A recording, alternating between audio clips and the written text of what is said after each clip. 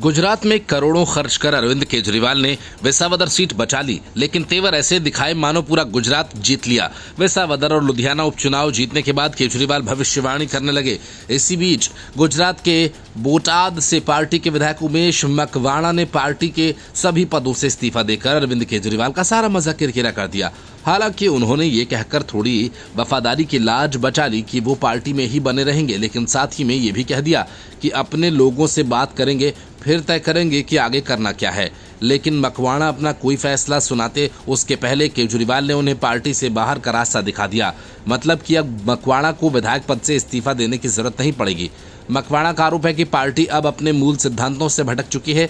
जाहिर है कि जब कोई व्यक्ति राजनीतिक पवित्रता की बात करे और दिल्ली में बैठा नेतृत्व राजनीतिक प्रैक्टिकलिटी के नाम पर हर नैतिकता को कूड़े के ढेर में डाल दे तो झगड़ा तय है। उन्होंने अरविंद केजरीवाल को एक भावनात्मक चिट्ठी लिखकर सभी पदों से मुक्ति मांगी, कुछ उसी अंदाज में जैसे स्टार्टअप के शुरुआती कर्मचारियों को आईपीओ से पहले बाहर का रास्ता दिखाया जाता है। मकवाणा का इस्तीफा महज एक व्यक्तिगत निर्णय नहीं, ये उस बड़ी बेचैनी की झलक है जो आम आदमी पार्टी की गुजरात इकाई में धीरे धीरे पनप रही है। साल 2022 में जब मकवाणा ने बीजेपी और कांग्रेस को पटखनी देकर बोटाद सीट जीती थी तो आम आदमी पार्टी ने उन्हें सिराखों पर बैठा लिया था, मुख्य सचेतक बना दिया, लोकसभा का टिकट दे दिया, लेकिन हारते ही जैसे उन्हें डिस्टर्बेंस इन नेटवर्क घोषित कर दिया गया। राजनीति में उपयोगिता की एक्सपायरी डेट कुछ ज्यादा ही जल्दी आ जाती है। अपने प्रेस कॉन्फ्रेंस में मकवाणा ने पार्टी के अंदर चल रहे जातिगत भेदभाव को भी उजागर किया। उन्होंने कोली समाज की उपेक्षा का मुद्दा उठाया और सवाल किया कि बीजेपी ने आज तक इस समाज के किसी नेता को मुख्यमंत्री या प्रदेश अध्यक्ष क्यों नहीं बनाया। लेकिन यहाँ असली निशाना तो खुद की पार्टी पर था, जहां पाटीदार नेता गोपाल इटालिया को जिताने के लिए पूरी मशीनरी झोंक दी गई, लेकिन दलित उम्मीदवार को लोन लेकर चुनाव लड़ने को छोड़ दिया गया। आम आदमी पार्टी के लिए ये एक चेतावनी है और बहुत संभव है कि भविष्य में और भी ईमानदार विधायक अपने पदों से इस्तीफा देते नजर आए। वैसे केजरीवाल के लिए ये नया नहीं है। पंजाब में भगवंत मान सरकार की पृष्ठभूमि में आम आदमी पार्टी के कई नेताओं ने इसी तरह संघर्ष करते हुए त्याग पत्र लिखा। शायद आम आदमी पार्टी अब आम आदमी की नहीं, सिलेक्टेड आदमी की पार्टी बनती जा रही है। मकवाणा ने यह भी कहा वह 2027 के चुनाव से पहले अपने समाज से चर्चा कर तय करेंगे कि नई पार्टी बनानी है या नहीं। मतलब वो अब खुद कोलीपंथी आम आदमी पार्टी के संस्थापक बनने की राह पर है। आम आदमी पार्टी से निकला हर नेता अब अपनी ही पार्टी बनाने को तैयार है। ये एक परंपरा बनती जा रही है। गुजरात में अभी तो सिर्फ एक विसावदर सीट बचाने पर आम आदमी पार्टी बैंड बाजा ले आई है, लेकिन अंदर ही अंदर बैंड तो पूरी पार्टी का बच गया है, क्योंकि जब सिद्धांत कुर्सी के नीचे दब जाते हैं तो समाज सिर्फ स्लोगन बनकर रह जाता है और नेता इस्तीफा तो देते हैं पर इशारे बहुत कुछ कह जाते हैं। अगर आम आदमी पार्टी यही सोच रही है कि सब चलता है तो पार्टी को ये नहीं भूलना चाहिए कि आम आदमी सब कुछ सहता है, पर जब बोलता है तो इस्तीफों की गूंज संसद तक जाती है। Bureau report, news of India. Congress में इस समय सपने देखने का मौसम चल रहा है। राहुल गांधी पीएम बनने का सपना देख रहे हैं तो कर्नाटक में बैठे डीके शिव कुमार सीएम बनने का। लेकिन जब राहुल गांधी का ही सपना साकार नहीं हो पा रहा है तो कोई दूसरा सपना कैसे देख सकता है। इसलिए डीके शिव कुमार के पर कतरने की तैयारी की जा रही है। डीके शिव कुमार पिछले 5 साल से कर्नाटक कांग्रेस के मुखिया हैं और इतने लंबे समय तक टिके रहना, वो भी कांग्रेस में जहां कुर्सियां चाय के कप की तरह बदलती हैं, कोई मामूली बात नहीं। लेकिन अब खबर यह है कि कांग्रेस आलाकमान इस स्थायित्व से बोर हो गया है और बदलाव की बयार बहाने की सोच रहा है। जब मुख्यमंत्री सिद्धरमैया हाल ही में दिल्ली की यात्रा पर पहुंचे तो उनके साथ देने वालों में कुछ विशेष सूत्र भी थे। सियासत में सूत्र गूगल मैप से ज्यादा सटीक दिशा देते हैं। उन्हीं सूत्रों ने बताया कि कांग्रेस हाईकमान के साथ संगठनात्मक बदलावों पर चर्चा हुई। इस बैठक में प्रदेश अध्यक्ष की कुर्सी पर बैठे शिव कुमार की किस्मत पर भी बात हुई। कांग्रेस आलाकमान ने अब 2 नए नाम हवा में उछाले हैं, सतीश जरकीहोली और ईश्वर खंडरे। अब ये दोनों मंत्री पद छोड़ने को राजी होते हैं या नहीं, ये तो उनकी कुंडली मिलान के बाद ही पता चलेगा। लेकिन इतना तो तय है कि शिव कुमार की कुर्सी अब डगमगाने लगी है। जब मई 2023 में कांग्रेस कर्नाटक में सत्ता में आई तो शिव कुमार को हटाने की चर्चा उस दिन से शुरू हो गई थी, मगर शिव कुमार ने सिर्फ कुर्सी पर चिपक कर दिखा दिया कि वो न सिर्फ पक्के खिलाड़ी हैं बल्कि बेंगलुरु विकास और जल संसाधन विभाग भी संभाल कर ये भी जता दिया कि काम भी मैं करूंगा, नाम भी मेरा होगा, लेकिन जब लगता है कि कांग्रेस वाला कमान उन्हें सत्ता का वजन कम करने की सलाह देने वाला है, वजह राज्य के सीएम सिद्धरमैया और पार्टी अध्यक्ष मल्लिकार्जुन खड़गे हैं, जिनकी आंखों में डीके शिव कुमार अरसे से खटक रहे हैं। कांग्रेस की एक और दिलचस्प कहानी है मंत्री एच.के. पाटिल की। इन्होंने आरोप लगाया कि नेताओं और अधिकारियों ने मिलकर राज्य का खजाना लूट लिया और लगभग 1.5 लाख करोड़ रुपए का नुकसान किया गया। कोई और होता तो पार्टी ताली बजाती, वाह कितनी पारदर्शिता है, मगर कांग्रेस में इसे डिसिप्लिन तोड़ने वाला अपराध मान लिया गया। अब पाटिल के खिलाफ अनुशासनात्मक कार्रवाई की तैयारी हो रही है। आखिर उन्होंने ऐसा पाप किया जो कांग्रेसियों के बीच भी अक्षम्य है। उन्होंने सच बोल दिया और वो भी पब्लिक में। क्या उन्हें नहीं पता था कि कांग्रेस में सच्चाई सिर्फ कैबिनेट की चाय के साथ परोसी जाती है, प्रेस कॉन्फ्रेंस में नहीं। अब सवाल यह है कि डीके शिव कुमार दिल्ली अपनी पैरवी करने जाएंगे या प्रदेश अध्यक्ष से पूर्व अध्यक्ष बनकर यहीं विराजेंगे, और एच.के. पाटिल जिनकी ईमानदारी की बत्ती जल रही है, क्या उन्हें पार्टी बुझा देगी? कांग्रेस में फिलहाल एक नेता एक कुर्सी एक फॉर्मूला लागू नहीं होता, बल्कि एक नेता 100 दावे और 100 झटके का नियम चलता है। जहां तक शिव कुमार की बात है तो दिल्ली की दौड़ में अगर राजनीति में धैर्य 1 गुना होता है तो कांग्रेस में वो सिर्फ आलाकमान के लिए आरक्षित है। बाकी नेता तो बस हाईकमान के हुक्मनामे का इंतजार करें, कभी कुर्सी, कभी ताली और कभी खाली। Bureau report, news of India. Delhi की सियासत में स्वास्थ्य सेवाओं की क्रांति का दावा करने वाली आम आदमी पार्टी एक बार फिर जांच के आईसीयू में भर्ती हो गई है। आरोप है कि इनकी राजनीतिक रचना से पहले ही अस्पतालों की कंक्रीट रचना घोटालों की नींव पर खड़ी की जा रही थी। सौरभ भारद्वाज और सत्येंद्र जैन जैसे पूर्व मंत्री, जिन्हें जनता डॉक्टर समझ बैठी थी, अब भ्रष्टाचार के डायग्नोसिस के बाद इलाज के बजाय सफाई देने में लगे हैं। लेकिन एसीबी ने इन दोनों के खिलाफ एफआईआर दर्ज कर ली है। बात 2018-19 की है। दिल्ली सरकार ने 5,590 करोड़ रुपए की लागत से 24 अस्पतालों की परियोजनाओं को स्वीकृति दी थी। कुछ नए, कुछ पुराने अस्पतालों के जीर्णोद्धार के लिए। मकसद तो अच्छा था, जनता को स्वास्थ्य सेवा देना, लेकिन आदत से मजबूर आम आदमी पार्टी की सरकार ने इलाज से पहले ही बजट का ऑपरेशन शुरू कर दिया। पैसे खर्च होते रहे और अस्पताल बनते नहीं रहे। जहां कुछ दीवारें खड़ी हुई, वहां भ्रष्टाचार की नींव पहले ही डाली जा चुकी थी। घोटाले का सबसे बड़ा चमकदार उदाहरण है लोकनायक अस्पताल की न्यू ब्लॉक परियोजना। स्वीकृत लागत 465 करोड़, खर्च हुए 1,125 करोड़। उपलब्धि शायद नई ईंटों में पुरानी नियत भर दी गई है। आम आदमी पार्टी की हेल्थ पॉलिसी में शायद लागत लाभ का संतुलन नहीं, बल्कि लागत का विस्तार और लाभ का निजीकरण ही मुख्य सिद्धांत रहा है। अब इस महा घोटाले की जांच कर रही है भ्रष्टाचार निरोधक शाखा, और उनके मुताबिक ये सिर्फ गड़बड़ी नहीं, बल्कि राजनीतिक तौर पर डिजाइन की गई लूट है। आरोप है कि जानबूझकर लागत प्रभावी समाधानों को नकारा गया, जैसे कि एनआईसी की ई-हॉस्पिटल प्रणाली, शायद इसलिए क्योंकि वह डिजिटल थी और डिजिटल रिश्वत की व्यवस्था अभी तकनीकी रूप से संभव नहीं। ये सब उजागर करने वाले वही विजेंद्र गुप्ता हैं जो कभी विपक्ष में थे, अब विधानसभा के अध्यक्ष हैं। सत्ता बदली, कुर्सी बदली, लेकिन आम आदमी पार्टी के नेताओं की योजनाओं में कमीशन की पंक्ति जस की तस रही।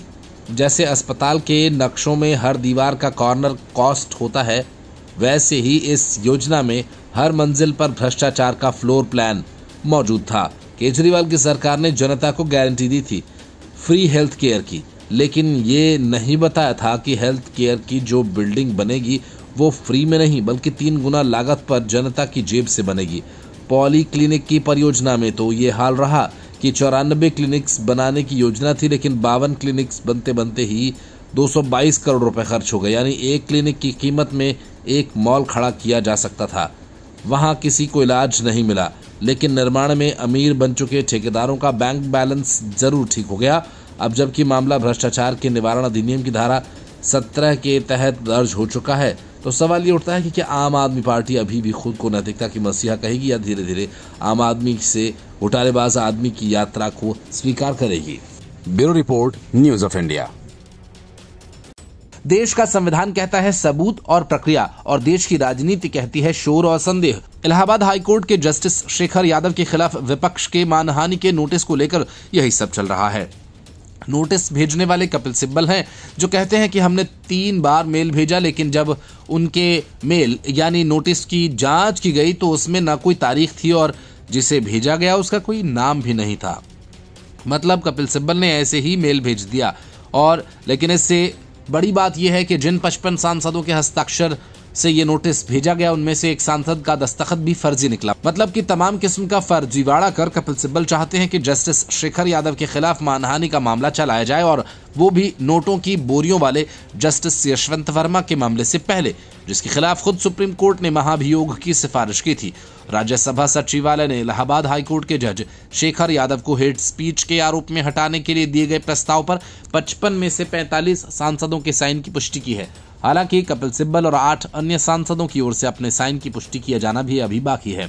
कपिल सिब्बल, जो इस मुद्दे पर जल्द कार्रवाई की मांग कर रहे हैं, ने दावा किया उन्हें राज्यसभा सचिवालय की ओर से कोई ईमेल नहीं मिला है, जबकि सचिवालय ने बताया कि पिछले 6 महीनों में उनके आधिकारिक ईमेल पर 3 बार मेल भेजा जा चुका है। सिब्बल ने साइन वेरिफिकेशन की जरूरत और मार्च में प्रक्रिया शुरू न होने पर भी सवाल उठाए, जबकि ये नोटिस 13 दिसंबर 2024 को दिया गया था। 55 सांसदों ने इस नोटिस पर साइन किए हैं, लेकिन इसमें झारखंड से जेएमएम के सांसद सरफराज अहमद के साइन 2 बार पाए गए हैं।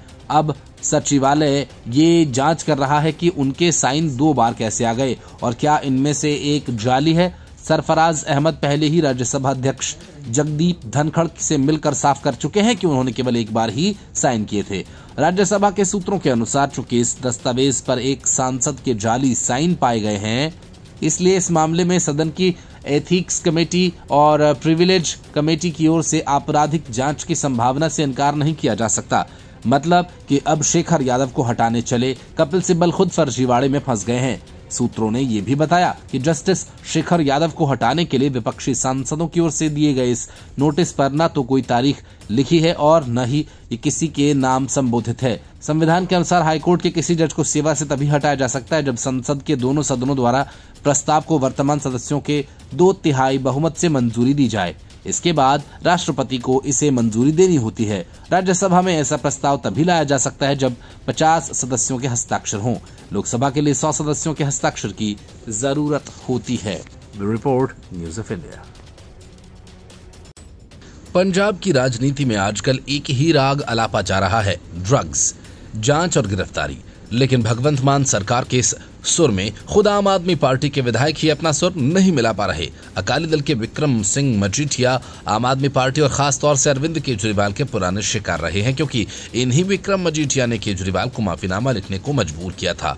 इसी वजह से पंजाब में विजिलेंस ने उन्हें फिर से गिरफ्तार कर लिया और कहा कि उनके खिलाफ हमें नए सबूत मिले हैं। लेकिन लफड़ा तब हो गया जब आम आदमी पार्टी के विधायक ने ही पंजाब सरकार की ऐसी तैसी कर दी।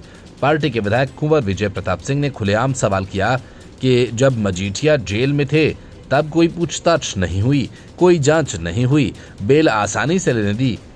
अब अचानक सुबह सुबह घर में घुसना कौन सी नैतिकता की किताब में लिखा है? विधायक कुंवर विजय प्रताप की बात वाजिब है। विजिलेंस के 30 लोगों की टुकड़ी अगर किसी के घर ऐसे तड़के पहुंचती है जैसे सीआईडी की टीम किसी ट्रायल रूम में, तो सवाल तो उठेंगे ही। और खासकर जब परिवार में महिलाएं मौजूद हों तब तो ये हर पार्टी की नैतिकता की परीक्षा होती है। लेकिन लगता है नैतिकता अब सत्ता के साथ रिसाइकल होती है। जब विपक्ष में हो तो नैतिकता सबसे ऊपर, जब सरकार में हो तो इन्वेस्टिगेशन सबसे पहले।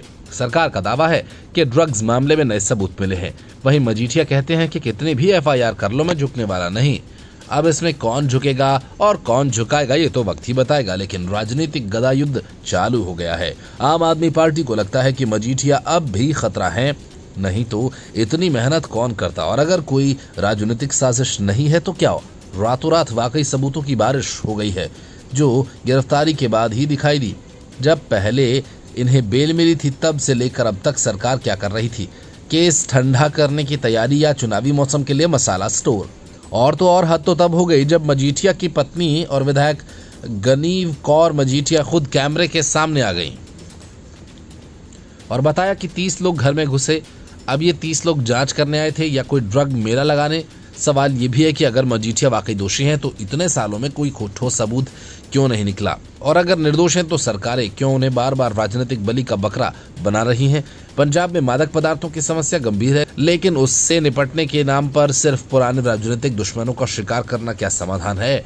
राजनीति में बदले की कार्रवाई कोई नई बात नहीं। कांग्रेस करती थी तो राजनीतिक उत्पीड़न कहते थे, और अब आम आदमी पार्टी कर रही है तो कानून का राज और जनहित में जांच कहा जा रहा है। लगता है सिर्फ ये गिरफ्तारी नहीं बल्कि चुनावी शंखनाद है। Bureau report, news of India. भारतीय राजनीति में अगर किसी शब्द का धंधा सबसे ज्यादा चलता है तो वो है निष्ठा, और जब बात कांग्रेस पार्टी की हो तो निष्ठा का मतलब होता है गांधी परिवार के अलावा कुछ नहीं। ऐसे में अगर कोई थरूर जैसा नेता अपनी मर्जी से सोचने की हिमाकत कर ले तो पार्टी अध्यक्ष तक की भौहें तन जाती हैं। ताजा मामला है आपातकाल की 50वीं बरसी का। बीजेपी पर हमला और बीच में फंसे शशि थरूर। 25 जून 1975 को इंदिरा गांधी ने लोकतंत्र के दरवाजे पर ताला लगा दिया था। उस घटना के आज 50 साल पूरे हुए तो कांग्रेस को लगा कि अपने पापों की पुजारियों से पहले दूसरों की गलती गिनाने का वक्त आ गया। मल्लिकार्जुन खड़गे मंच से बोले, मोदी सरकार लोकतंत्र को दबा रही है, यानी जिन्होंने प्रेस पर ताले लगा दिए थे अब प्रेस फ्रीडम के मसीहा बनने निकले हैं। और फिर आता है वो ट्विस्ट जिसे राजनीति कहते हैं। एक पत्रकार ने शशि थरूर के बयान पर सवाल कर दिया तो खड़गे साहब ने लहजे में थोड़ा कड़वाहट घोल दी और बोले कि कुछ लोगों के लिए मोदी पहले हैं, देश बाद में, हमारे लिए देश पहले। और शशि थरूर कोई स्टीरियोटाइप नेता तो है नहीं जो विप से बंधा बैठा है। उन्होंने भी जवाब दिया, न नाम लिया और न पार्टी को छोड़ा, बस इतना लिखा कि उड़ने की इजाजत मत मांगो, पंख तुम्हारे अपने हैं और आसमान किसी का नहीं। सीधे संदेश, मतलब कि शशि थरूर ने खड़गे को सीधा संदेश दे दिया कि मैं कांग्रेस में हूं पर तुम्हारी हां में हां नहीं मिलाऊंगा और मोदी की तारीफ करना अपराध नहीं, अगर वह तथ्यात्मक हो तो आगे भी करता रहूंगा।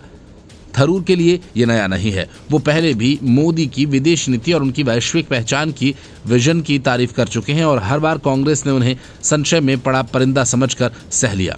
लेकिन इस बार बात ईगो पर आ गई और शशि थरूर कांग्रेस के वैसे नेता हैं जो न तो पढ़े लिखे नेताओं से डरते न गुटबाजी के गुरुओं से। लेकिन कांग्रेस में आजकल सोचने की जगह सिर्फ मानने का चलन है। राहुल गांधी के मानस दर्शन से लेकर खड़गे के बयान तक अब लाइन से बाहर जाना गद्दारी जैसा हो गया है। खड़गे का बयान सुनकर ऐसा लगा मानो पार्टी के भीतर कोई हवाई यातायात नियंत्रण केंद्र खुल गया है। आप उड़ नहीं सकते जब तक हाई कमीशन परमिशन न दे दे। लेकिन थरूर कह रहे हैं कि मेरे पंख मेरे हैं, उड़ना मेरी मर्जी है और आसमान तुम्हारा नहीं।